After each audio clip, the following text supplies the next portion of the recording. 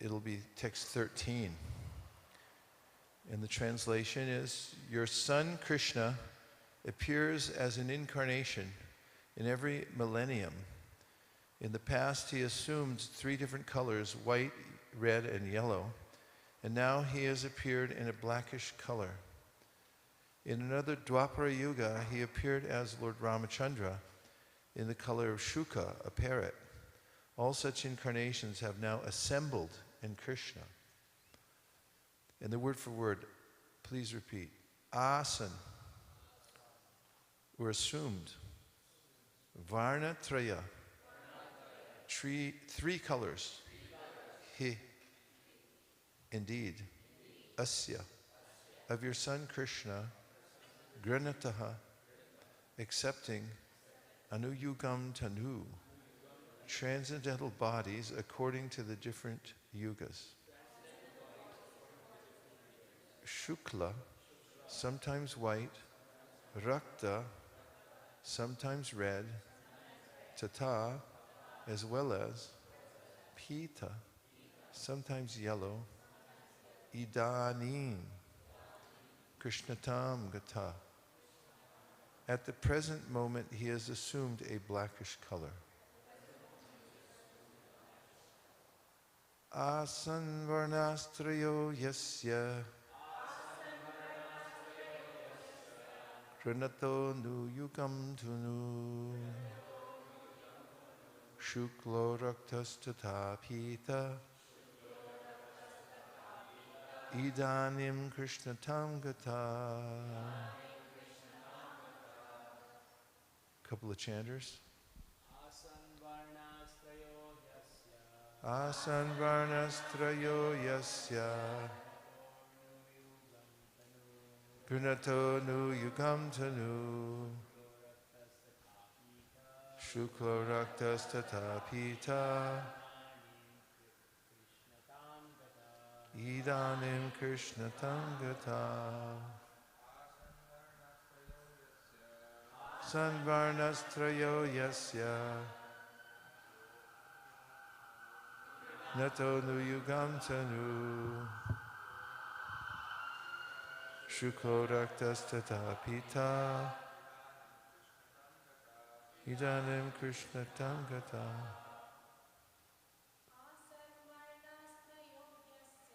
Asarvarnastrayo yasya Gunato nu yugam tunu Shuklo raktas tata pita Idanim Krishna tam gata. Ekor. Asan varnastrayo yasya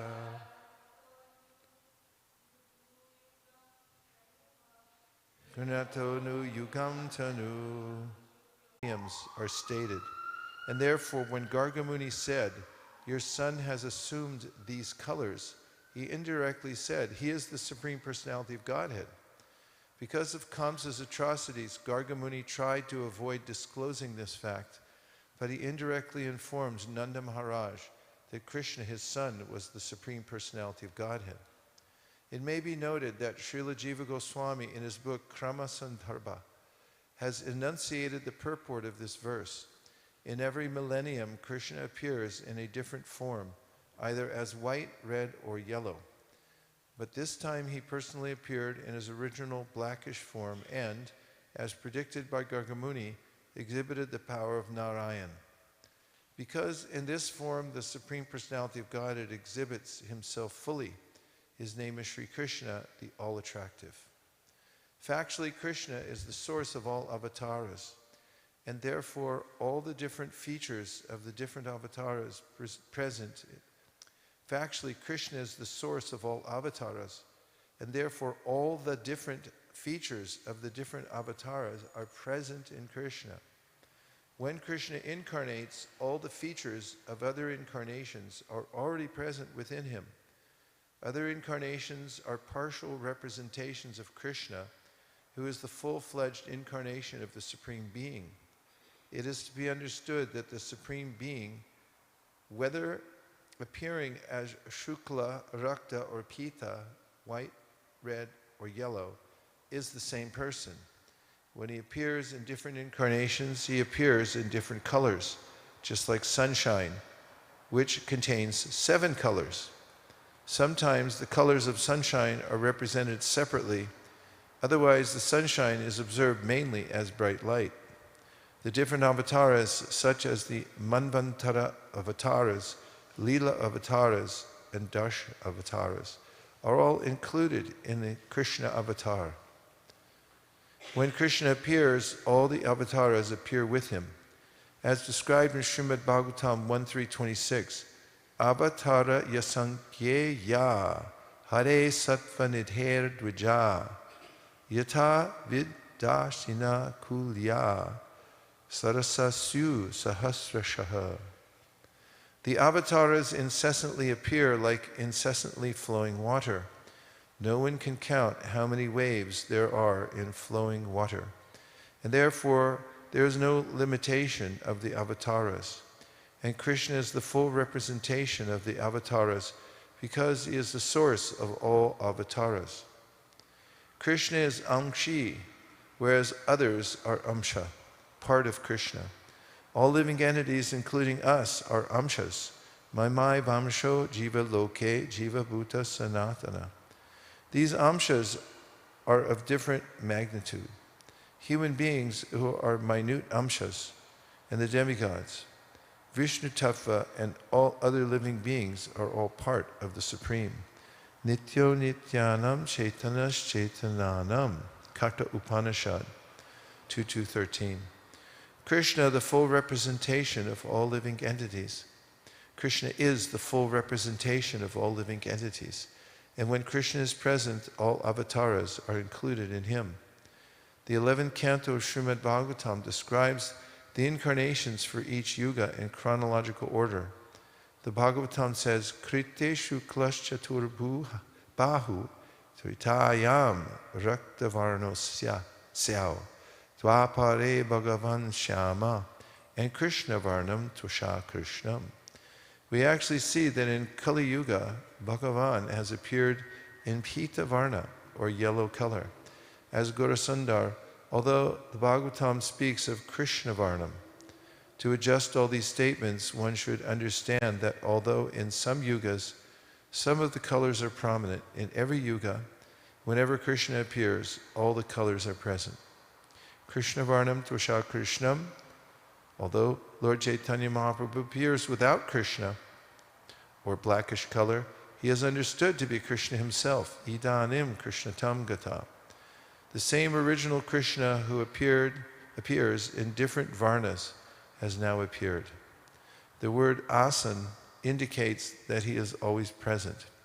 Whenever the Supreme Personality of Godhead appears in his full feature, he is understood to be Krishna Varnam, although he appears in different colors. Prahlad Maharaj states that Chaitanya Mahaprabhu is Channa. That is, although he is Krishna, he is covered by a yellow color. Thus, the Gaudiya Vaishnavas accept the conclusion that although Lord Chaitanya Mahaprabhu appeared in Pita color, he is Krishna. Krishna Varnam Tvasha Krishnam Sangopangashtra Parshadam Yagnai Sankirtana Prayar Yajantihi Sumedasaha. I first offer my respectful obeisances unto His Divine Grace, A.C. Bhaktivedanta Swami Prabhupada, to all the previous acharyas, and to all the assembled devotees. Vancha kalpatarubhascha kripa sindhavevacha patitanam pavanibhyo vaishnavebhyo namo namaha. In the context, we have danger in Vrindavan, and that Kamsa is on his campaign to kill Krishna. And this name-giving ceremony takes place in a cowshed,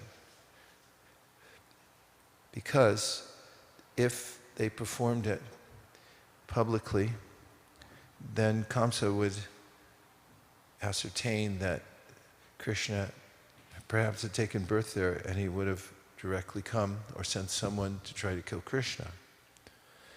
And here Gargamuni, who has taken the task of reading the astrological chart of baby Krishna and giving the name, has stature in this dynasty, Mahatvichalaram Nrinam Grihinam Dina Chetasam. When Nanda approaches him, he glorifies him as a great Mahatma, Mahatvichalaram Nrinam, and he says to Gargamuni that you go here and there, great soul, Vichalanam, in human society, Nrinam, Grihinam Dina Chetasam, but mainly you come to the fallen, the Dina, Grihastas, Grihinam, those who are absorbed in family life, Grihinam Dina Chetasam. But you come there to uplift them. And here he's giving his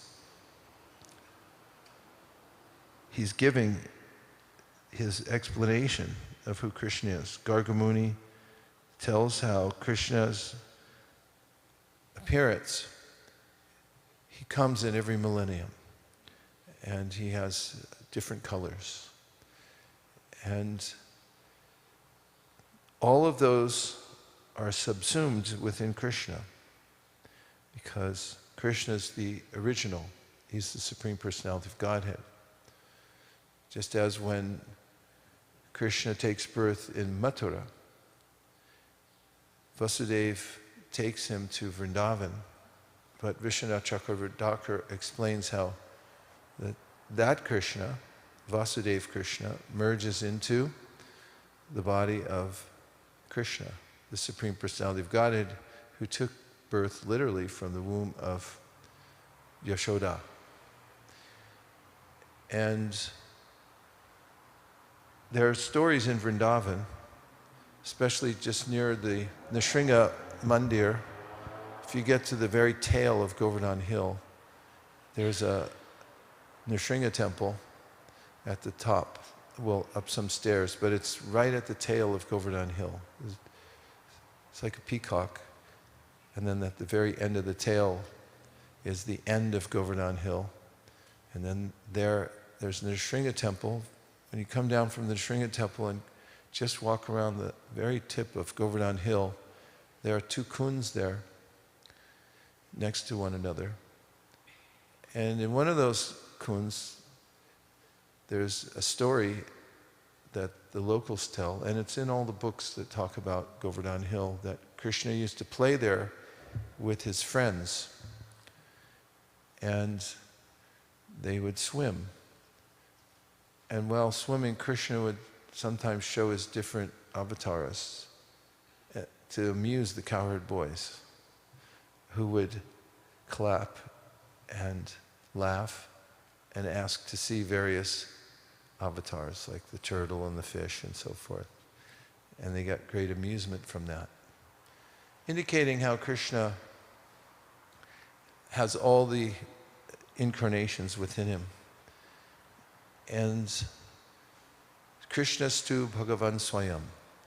He's the original Supreme Personality of Godhead, but he expands himself in various ways. Prarasha Shaktir Vivadaiva Shuyate Swabhavika Jnana Bala Kriyacha.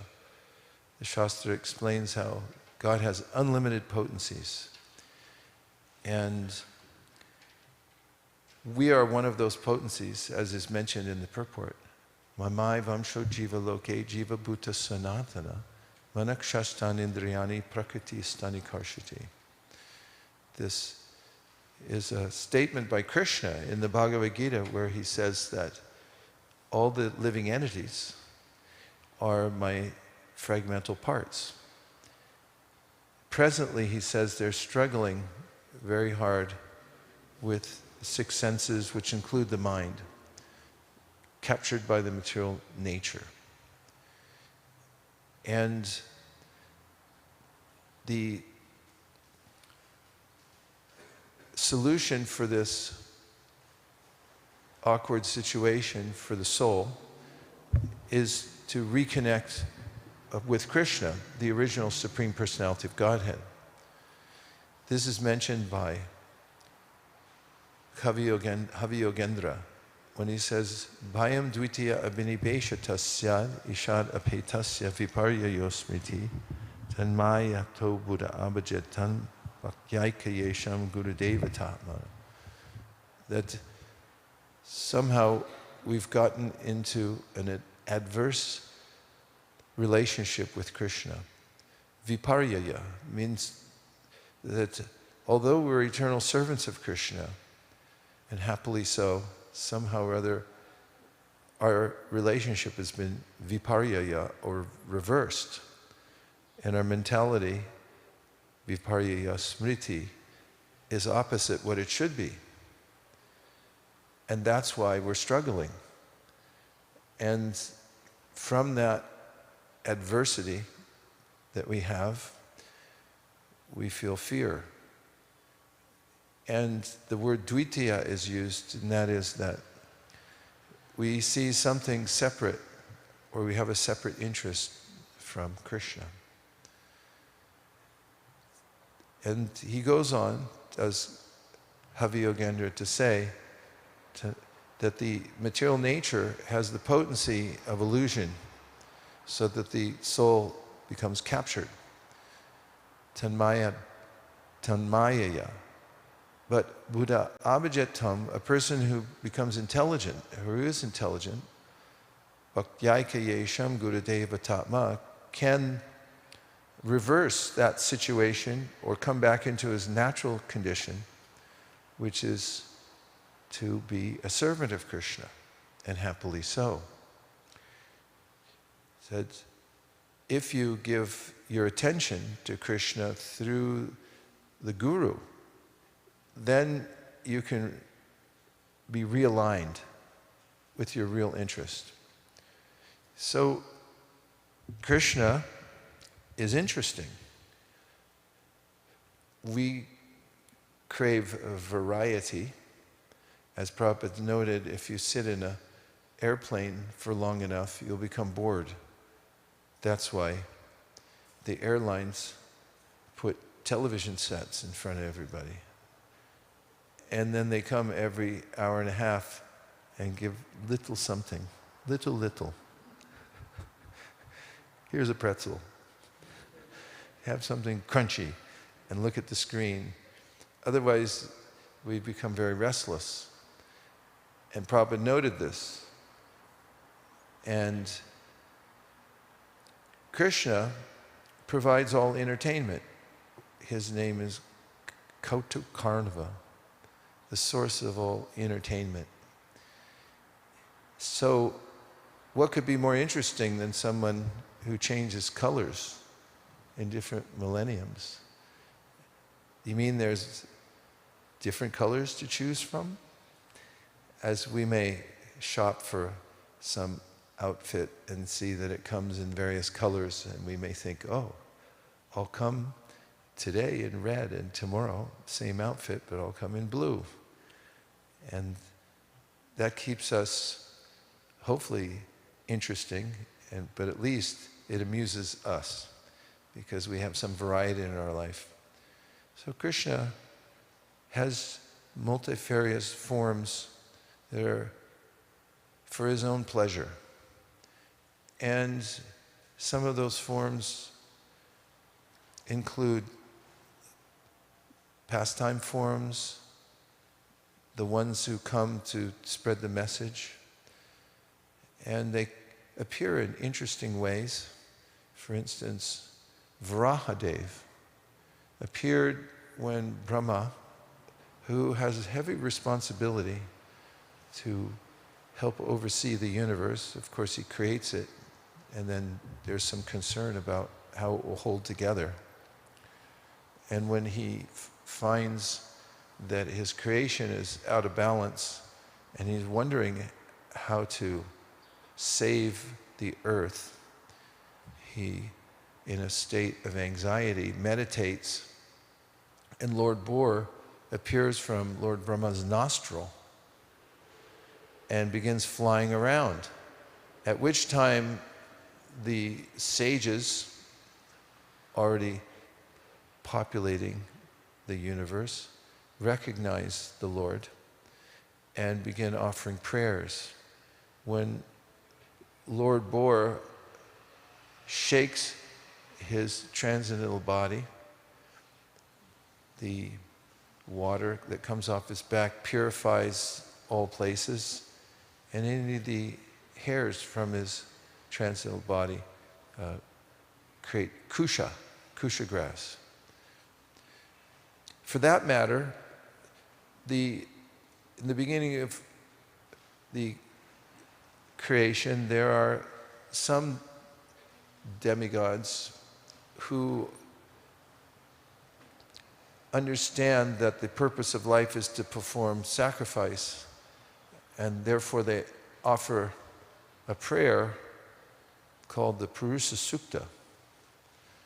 Note the name Purusha, that it's about a person. And they don't have any ingredients for sacrifice on hand, because there was no Indian stores at that time. Therefore, in their prayers, they begin noting, first of all, the universal form of the Lord, that the universe has a shape, and it's imagined by them to be the Supreme Personality of Godhead. Sahasra Shirsha Purusaha Sahasraksha Sahasrapa Sabhuming Vishwatovritvat Atitishtat Dashangulam.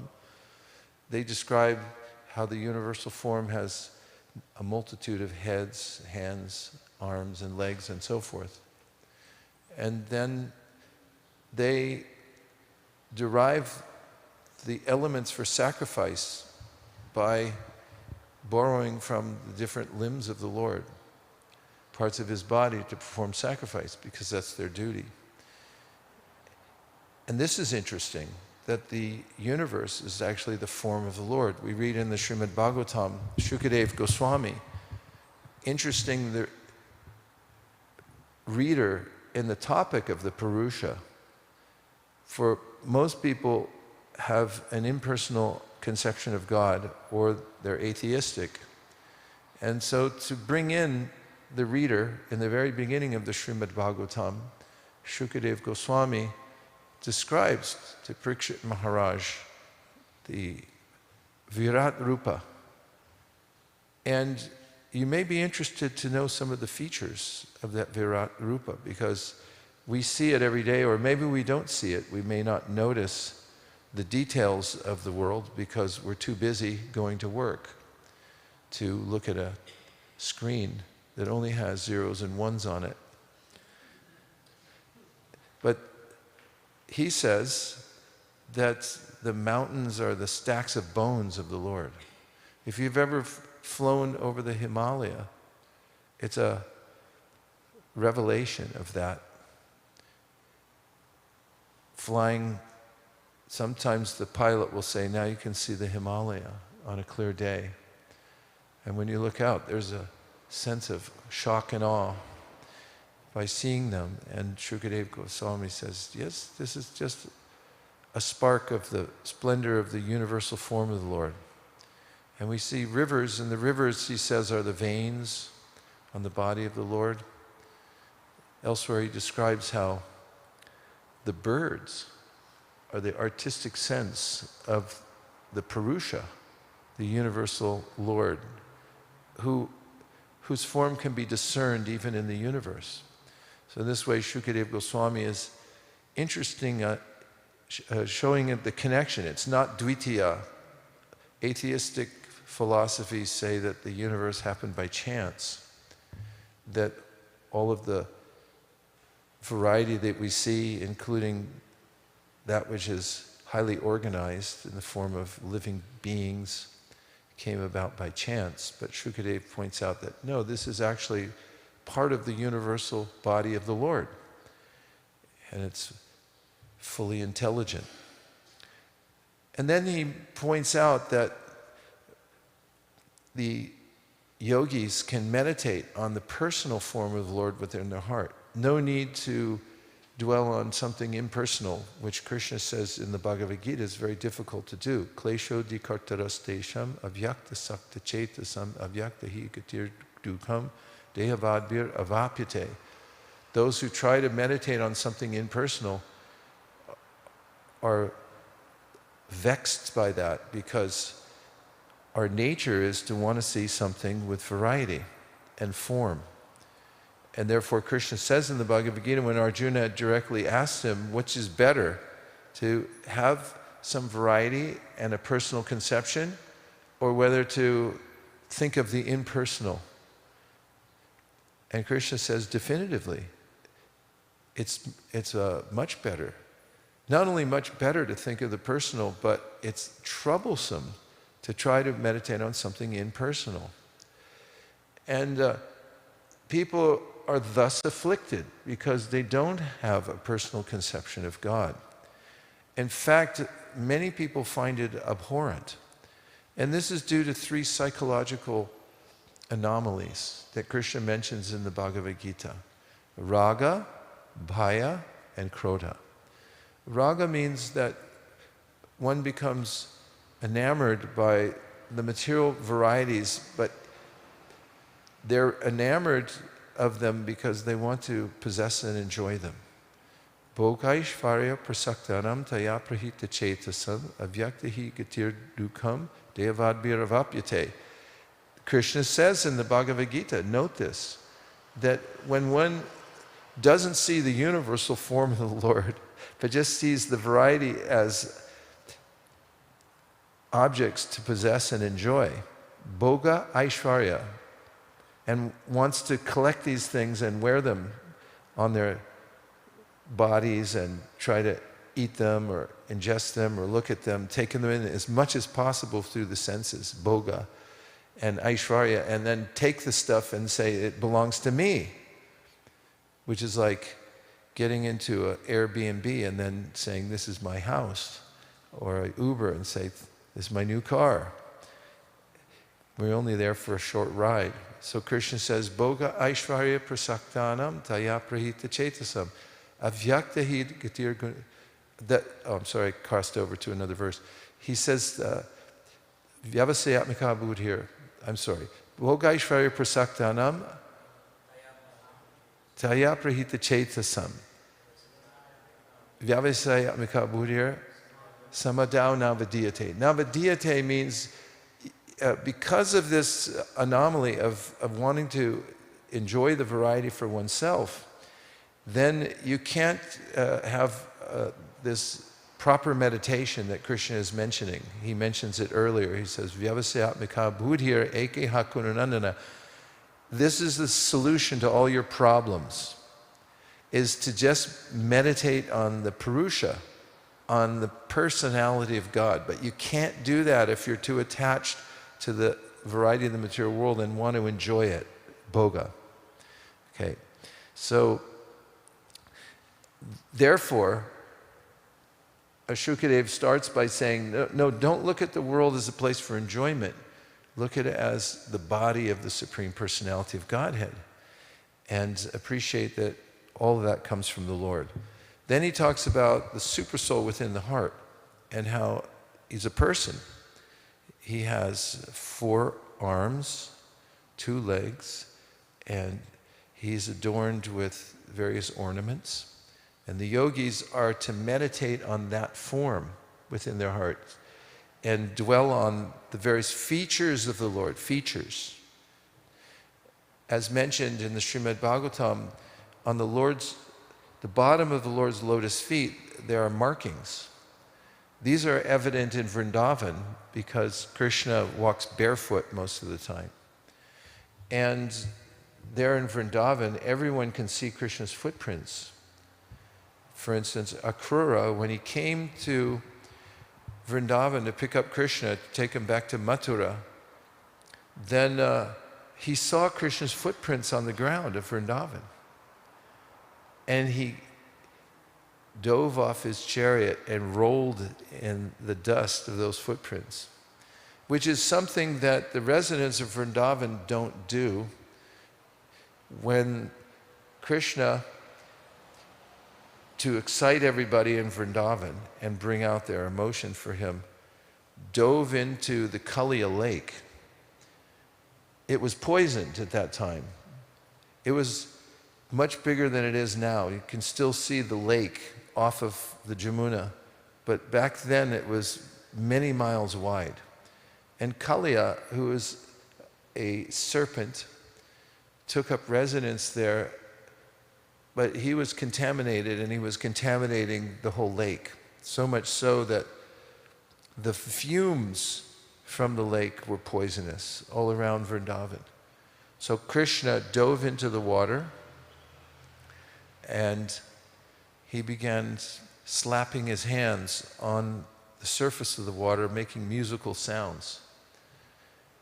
And when Kaliya heard this, he became angry, and he attacked Krishna, and Krishna allowed himself to be held in the coils of Kaliya for some hours just to create drama in Vrindavan. This is leading back to the footprints. Well, meanwhile, back home with Nanda and Yashoda, they had stayed back to celebrate Balaram's Titi, his birthday Titi. So Balaram wasn't there that day. That's why Krishna got away with it, because Balaram usually would preempt such things, and Krishna don't do that. In fact, at that time, everyone in Vrindavan saw bad omens, and they thought something must be wrong. So they hurried down to where they knew Krishna was playing with his friends. And on the way there, says Vishwanath Chakravarti Thakur, they were able to trace Krishna's path because his footprints were apparent. So Vishwanath Chakravarti Thakur says, how would they be visible? Because so many tens of thousands of cows walk on the same pathways, and so do the people. So how would you see clear imprints of Krishna's lotus feet? He says, because everyone in Vrindavan, including the cows, are wary never to step on Krishna's footprints.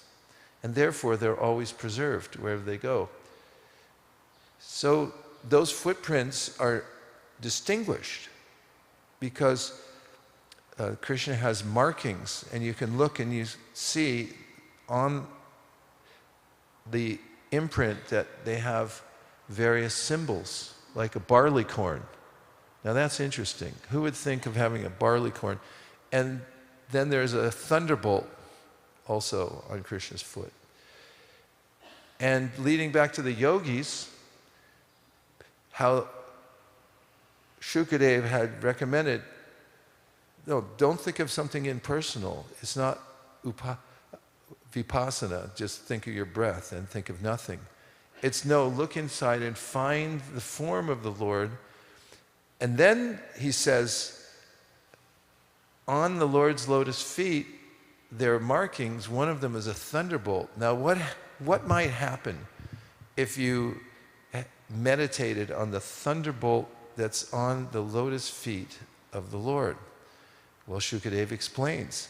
He says, by meditating on that thunderbolt that's on the lotus foot of Krishna, then mountains of sin that one has accumulated in the world by trying to possess and enjoy it and accumulating a huge mountain of debt called karma, that's smashed by the thunderbolt on Krishna's foot. And how do you access it? By meditating upon it. This indicates the efficacy of thinking of the personal form of the Lord. And beyond the supersoul, we then have Krishna's personal appearance in the world. He comes in various colors. Asan, he assumes, varnas, trayo yasya. He assumes different colors in different yugas.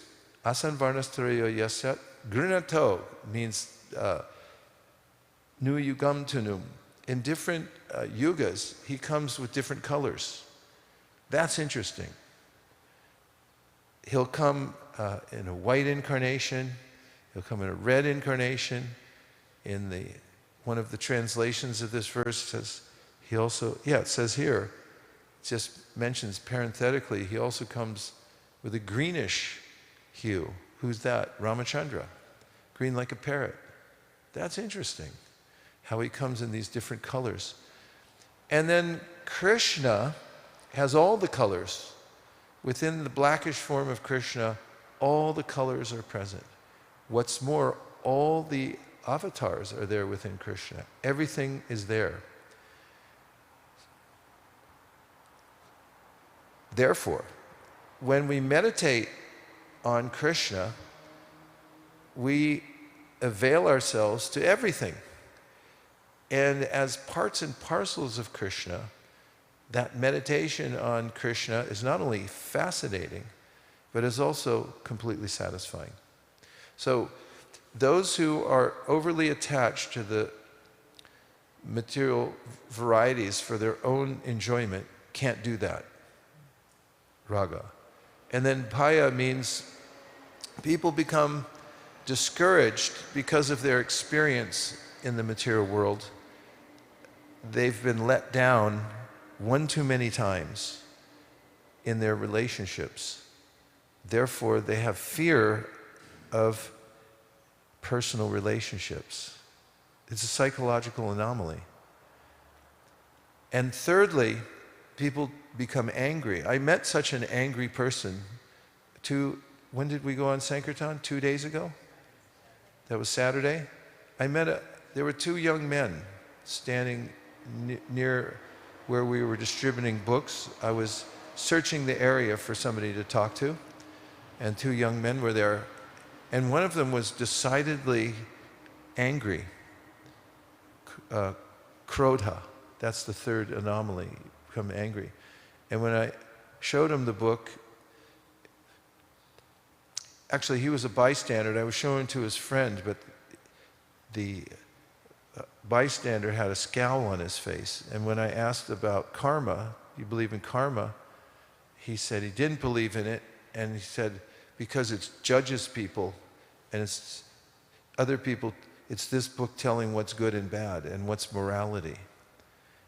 And he became indignant by the fact that we were presenting something that we were calling authoritative, and he was resisting that idea vehemently, so much so that I could see he was angry. And when I asked him a few questions about it, he became disturbed and he walked away. End of conversation. But I felt the anger. So these three things: raga, attachment to the material world, which is a big mistake, because the elements of the material world we can't really experience them. They're only reflected on the imagery on the screen of our mind, and then we watch them and think that we're interacting with them. But it's the interaction of watching a movie screen and feeling emotion, but we're not really part of that. It's illusory. And then the fear that we experience because of disappointment with personal relationships over many, many lifetimes, that's also not necessary. And then krodha comes from overthinking. Too many people who go off-road and try to find their own philosophy due to a sense of false ego, that they want to come up with something original. Everybody's a Muni, but not a very good one, especially nowadays. And Prabhupada, I heard say just 2 days ago when I was listening to my little red box early in the morning, he was saying, we're safe because we don't make anything up. We just follow Krishna. And so these three things, Krishna says, Vita, Raga, Bhaya, Krodha. You have to give up this inordinate attachment to the variety of the material world. Yeah, it's nice because it's a reflection of reality. But learn the difference. Reality distinguished from illusion. Nasateo vitite bhavo, na bhavo vitite sutta, upayorapi drishton tas tvanayos tatvadarshati. Krishna says, smart people figure this out. They know the differences in the energies. Don't get faked out by the temporary. That's not your thing. Nothing to see here. Move on. Then he says, Yehi samsparshacha bhoga dukkha yonaya evate adyantavanta konteya nate shuramate buddha. Not only that, he says, if you get involved here on that emotional level and think that I'll collect this stuff, I'll keep it in a box and I'll put a fence around it and I'll enjoy it, this is my stuff, then he says, it's going to cause you misery.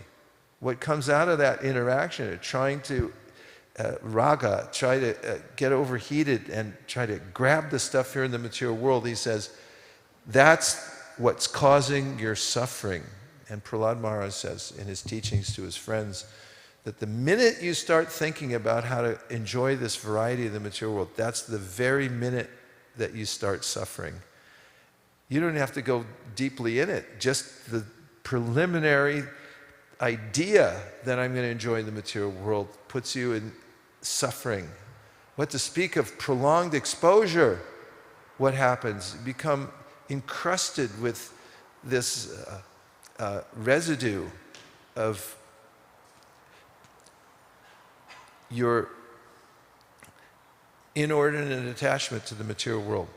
So, this is a problem for the soul, but Krishna gives good news in the Bhagavad Gita. He says, you have to give these up. Vitaraga bhayakro. Vita means give. You have to give these up in order to make advancement. Vitaraga bhayakro. Manmaya mamupashrita. Bahavo jnana tapasa putamad bhavamagita. He says, don't worry, because many people have overcome these three. And therefore they have attained the supreme perfection.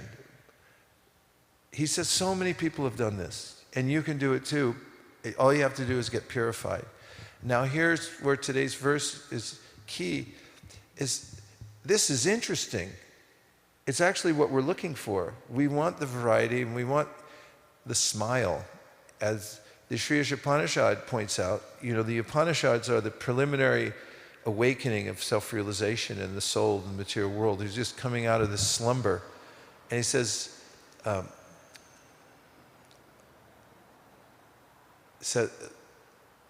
Mukam. Was that verse 11, 14? Sri Upanishad. Hiranmayena patrena satyasya pihitam mukam tattvam bhushana pavrenu satyadharamaya drishtaye. Oh my Lord, please remove the effulgence of your transcendental rays so I can see your face. He wants to see the mukha. Now this is where the soul can become free from all of these anomalies in one fell swoop, one medicine. And it's becoming interested, not just interested, but enamored of the features of Krishna and recognizing who Krishna is and what his features are. Then yene ravindaksha vimuktamaninas toyastabhara vashuddha buddhaya. Krishna says this anomaly of forgetting Krishna and trying to do every workaround you possibly can, it won't work. But if you become absorbed in the personal features of the Lord and understand that he's the Supreme Personality, then all problems solved. Therefore, in Bhagavad Gita, he says, one little thing. Manmana bhava mad bhakto madhyaji mam namaskuru. Just think of me, worship me, bow down to me. And when you bow down to something or someone, then you start thinking about it too, right? Because why am I bowing down here? And then that's the solution. So it's one thing. And that's what Krishna consciousness is.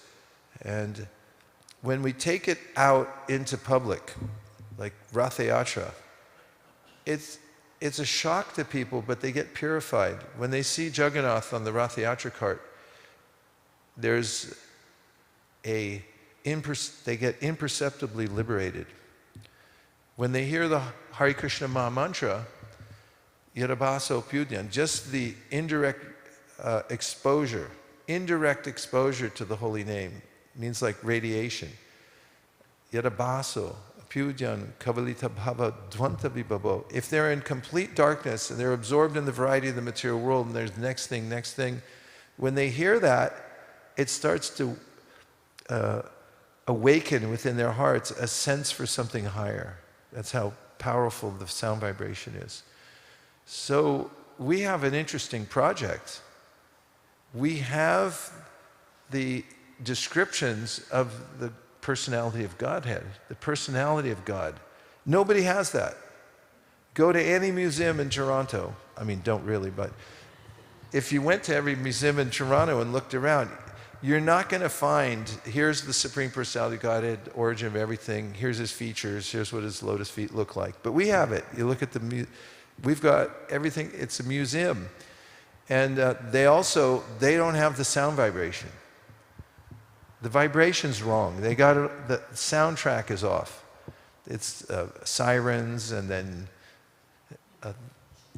the cacophony, when we were at that last venue down by the city hall, that was awful, I gotta say. That band, they were screaming about something. But I could tell from the mood of it that it was affected. You know, they weren't that good. I'm sorry, but they weren't. And the way they were singing and the way they were expressing their mood, it sounded as if they were imitating somebody else.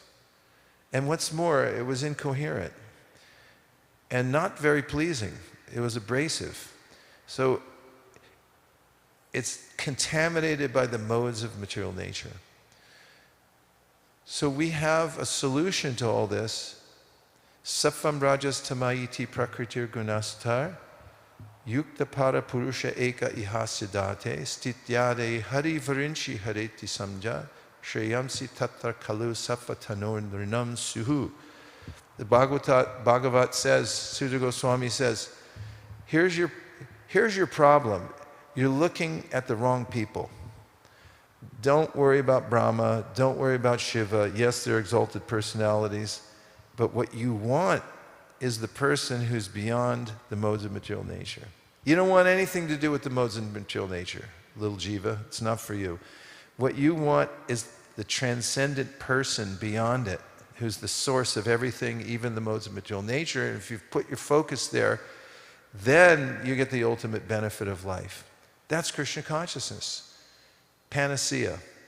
So this verse is iconic because here it is, Krishna himself taking birth in a little village, and then he has his name-giving ceremony. You get this great sage who knows what he's talking about. And he's saying, you know, yeah, he's like this. He's got these colors and everything. And he's holding back. He's not, but the rest of Bhagavatam doesn't hold back. It gives everything, all the details. And that's something one can dive into. And if you get your mind into that, at first it's abhorrent. People can't understand the Bhagavatam. When I first came to the Krishna conscious movement, I moved in the temple, I shaved my head, and I looked at the Bhagavatam and said, what are these stories and these people and pictures? I was used to Bhagavad Gita, and I think, Bhagavad Gita, that's cool. Sri Upanishad, I had that too. But the Bhagavatam, it took me a few months sitting in the class till I go, whoa, this is something, because of that Vita Ragabhaya. But Krishna says, you can get purified from that. Just hear the Bhagavatam and see the deity. And then the Nam, chant the name. It's like, that's somebody's name. How come you're saying it over and over again? Because that's the main person. He's the source of everything. So this makes sense. And it can be spread. That's the other exciting part about it. And that's what we do here. We specialize in it ourselves. We experience it for ourselves. And then we go out and show people, like, here, you want to see God? And Prabhupada said, anybody can do it. I maybe mentioned this the other day, but as an experiment, as I like to experiment, we took out 5 5-year-olds on book distribution. This may be around 2009. And some parents loaned me their kids for a few hours. I took 5 of them out. I had chaperones too. But there's one lady, we went to her house and she was standing on the porch. She saw me in a dhoti and all the kids running around, a few of the parents there. She could tell something was up. And she said from her porch, she said, oh no. And the kids had no idea what that meant, so they flung open the gate, ran to her, and they surrounded her, and they were showing her pictures. They were flipping through the books. So I could hear one of them say, "See, this is a cow, and this is Krishna." And the lady looked at me, and she goes, "All right, how much is it?" But what struck me was they could point to God. They could say, "Here's Krishna, here's a cow." And most books don't have that. They have misconceptions or no conceptions. And that doesn't sit well with the soul. You need the variety and you need the specificity. We want specificity. So this is it. This Bhagavad, it has all of that, and this is where the Paramahamsas live.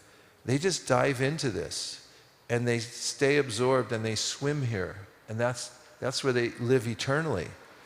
They're in this realm by sound in the Bhagavatam, and then their relationship with Krishna awakens automatically by hearing about the other relationships, and it becomes their reality, and it is reality. So this is a very important, iconic verse, and it's so sweet because it's in a cowshed. Anyway, there's more to say, but let's see if we have a few minutes for reflections or questions. Or yes? I get a free bottle of water every time I give class. I keep these. Hare Krishna. Hare Krishna? No, I'm good. I don't need a cup. Thank you very much for this nice class. He said, thanks for the nice class. You were mentioning in a class previously that Lord Krishna incarnates. Lord Krishna incarnates. Just for giving us something interesting to talk about. Just for giving us something interesting to talk about. So. Yashutva paro bhavet. Yashutva taro bhavet. I was wondering what's your opinions on. Now we live in a culture of overstimulation. Like we have reels, we have loud music, we have things that we're already accustomed to that is very overstimulating. And so for somebody to dive into the Bhagavatam and be stimulated by that, you kind of have to be on like a pretty high level of Krishna consciousness. So I was wondering how to, for someone who's a reforming, like overstimulated person, how do you kind of make that switch? Prasadam is one thing. It's really important for people to get prasadam. It has a systemic effect on our consciousness. Prasadi sarva dukhanam hanirasu pajayate prasana chetaso yashu buddhi paryapatishate. Krishna says in the Bhagavad Gita, chapter 2, when you get prasad, prasadi sarva dukhanam hanir means that your misery starts to abate. Prasadi sarva dukhanam hanir asyo pajayate prasana. The mind becomes peaceful. Prasana chetaso. Prasana cheta. Prasana chetaso yashu buddhi paryavatishyate. Then the buddhi, the intelligence becomes refined. You get vivek. So you have to take prasadam. So it's a really good idea for people who are overstimulated in the material world to get nice prasadam. If you have a little tamarind rice with peanuts offered to the Lord, that could do it. Or a little kitri with some mango pickle and a little lime, that could do it too. It could knock you off that overstimulated state, a little kitri. Who would imagine if you just have a little kitri, you just feel, I'm okay now. I don't need anything else. I just want kitri. And so people, they're getting all kinds of stuff and it just agitates them more. So they need something simple, like transcendental food. So that's a good idea. Give them prasadam. And take little something. Little. Anything else? Yes. Well, I have a question also and a couple of reflections. What you said about the little children pointing to Krishna and the cows. Yeah. I was at the book table here yesterday and there were two little girls, sisters, and the older sister opened up the Krishna book and she was pointing to her little sister. This is Krishna and this is his cow. So that was just natural. But I also have a question, which is that Srila Prabhupada, I noticed, also has purports inside his translations. And in this particular one, I wondered why, when there is no mention of the green color of the parrot, or the parrot itself, or Lord Ramachandra, or the fact that it was in another Dwapar Yuga specifically, Srila Prabhupada puts that in the brackets in the translation and not in the purport. That would be a good thing to ask to Pradyumna or Jayadvaita Swami, because they were there for these things, and you can trace back to history to many of the things that happened. I've heard it from both of them, not about this, but by other things that go, oh yeah, Prabhupada said this about that, and he added it.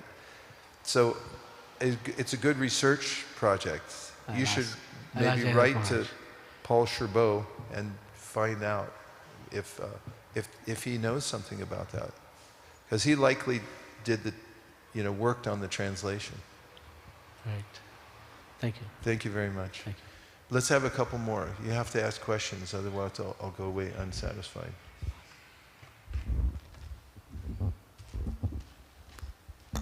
Hare Krishna, dear Maharaj, please accept my humble obeisances. Thank you for the nice class.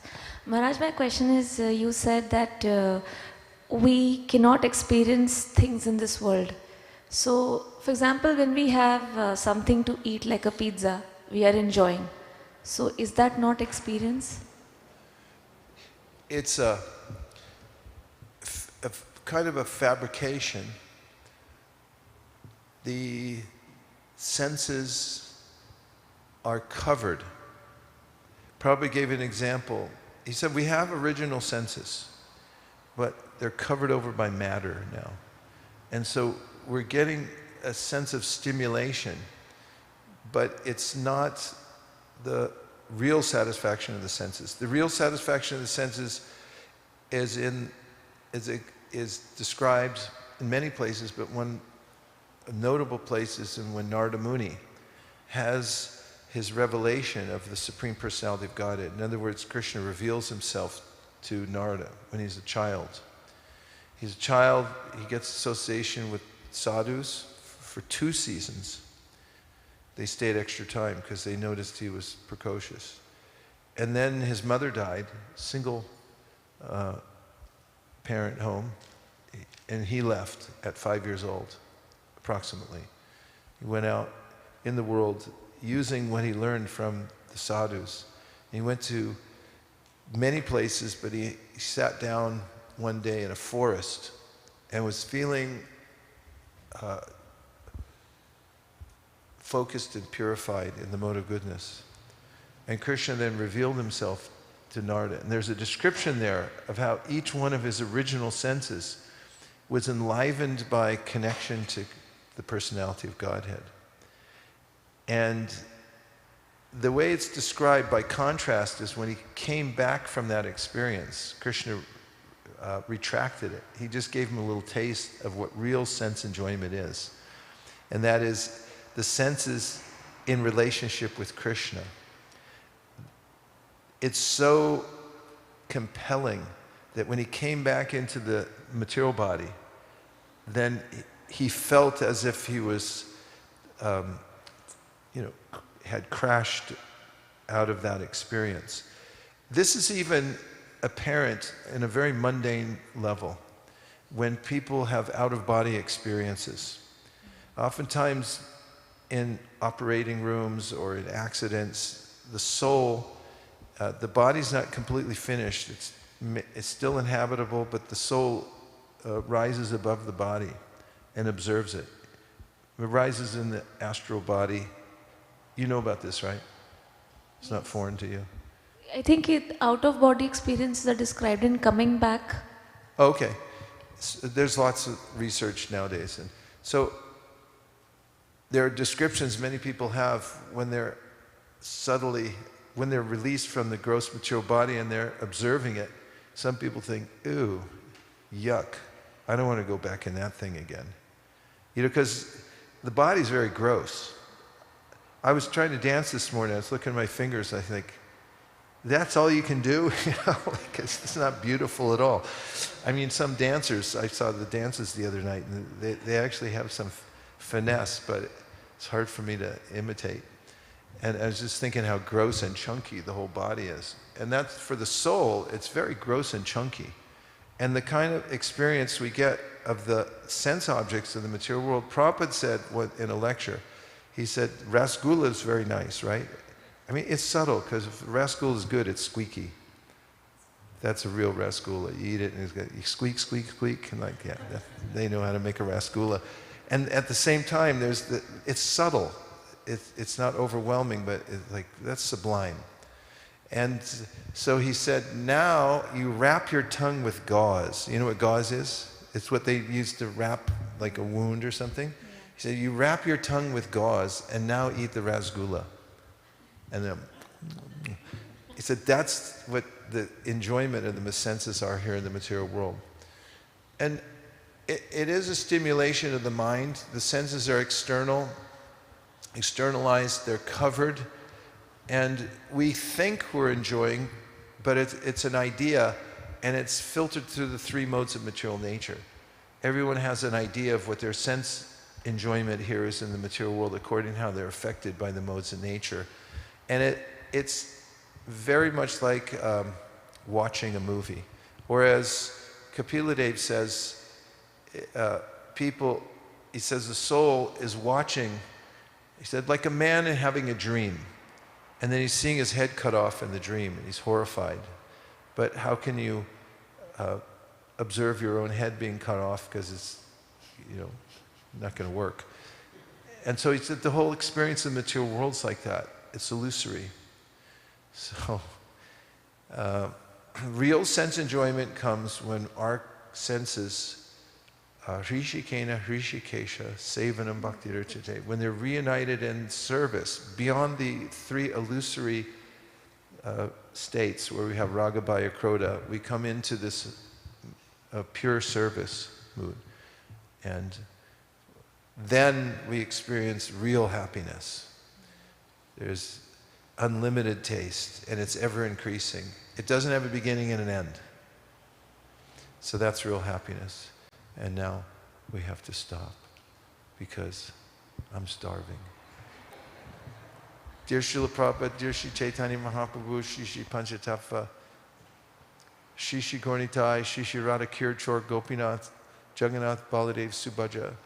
If you so desire, please engage us in your service of helping all the people of the GTA come in contact with the beauty of Krishna, the knowledge of Krishna, the aesthetics of the Krishna consciousness movement, and the sound vibration from the spiritual world, so that they can become happy and dance through the streets of Toronto every day, not just on Rath Yatra.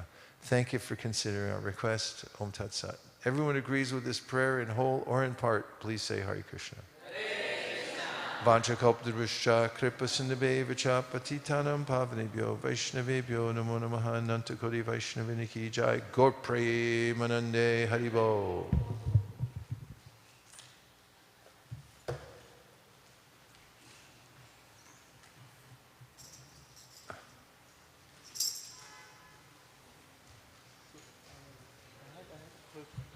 You have a question? Yeah, just a very small. So this white color, which incarnation, white and red? And red. Red, Varaha. Varaha is red, white is Kapil, and green Ramchandra. Ramchandra. Yellow You know Chaitanya that. Mahaprabhu, right? That's right. And